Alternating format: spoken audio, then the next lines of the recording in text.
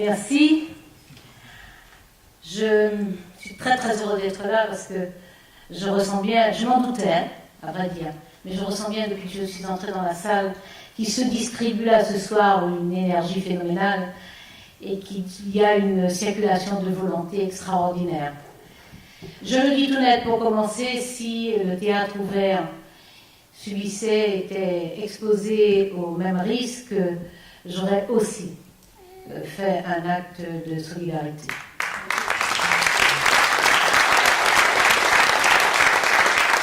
Je pense qu'on ne peut pas laisser s'installer une rivalité forcément mortifère entre les lieux de création et que le tarmac a ses raisons d'être comme le théâtre ouvert a sa raison d'être.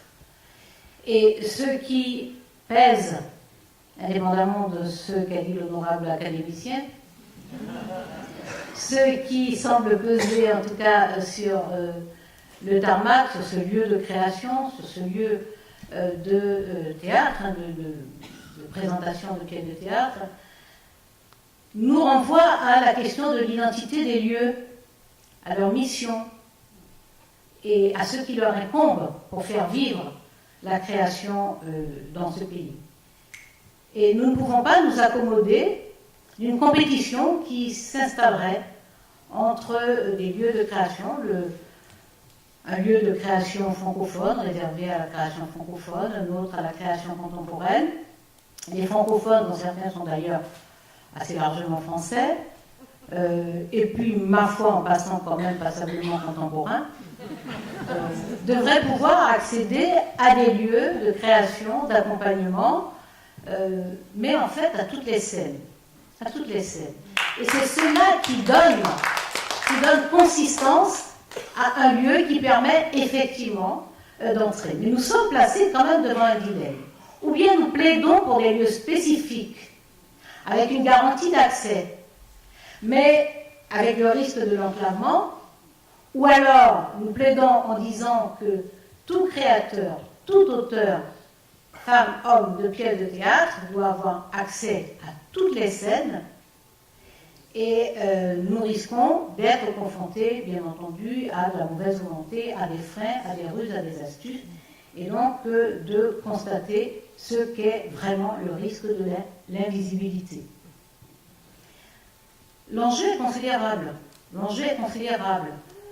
Il concerne l'égalité dans les potentialités en matière de création et dans les chances, les opportunités de rencontrer du public. Mais l'enjeu aussi, c'est celui des équipes qui se consacrent à des missions toutes particulières. Je ne vous cacherai pas que j'ai eu un échange avec la ministre de la Culture.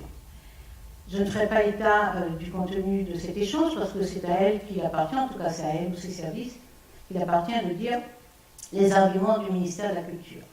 J'ai décidé de maintenir ma présence physique pour exprimer mon soutien à l'œuvre, à l'action conduite par le tarmac, et je pense que votre présence chaleureuse, témoigne bien de la façon dont nous percevons les missions du tarmac.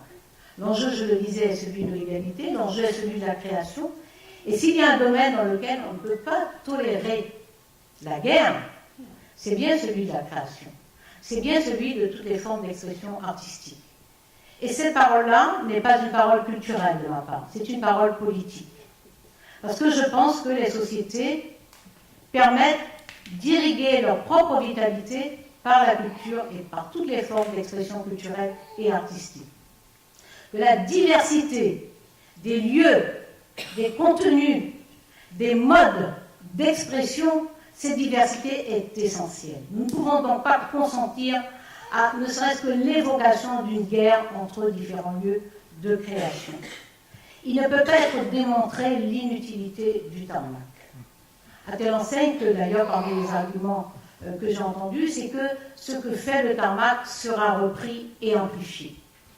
Le tarmac peut le poursuivre et l'amplifier, bien entendu. Donc,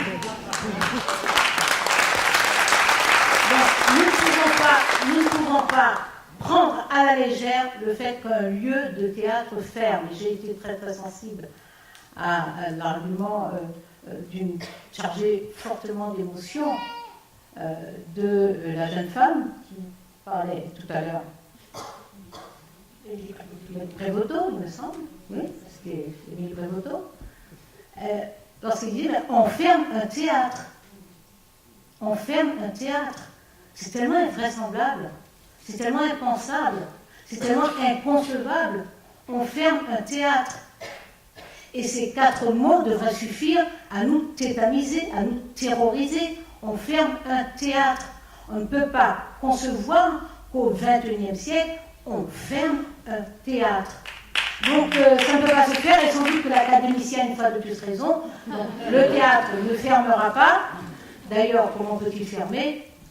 Avec vous tous, nous tous, là, aussi déterminés à savourer une pièce. Alors celle-là contient des acteurs brillants, comme on en a vu passer, des mal préparés et sans talent comme moi, mais voilà, c'est une pièce que nous pouvons en effet écrire ensemble. En tout état de cause, je pense que l'idée même qu'on puisse fermer un lieu de création est une idée dont nous n'avons aucune intention de nous accommoder.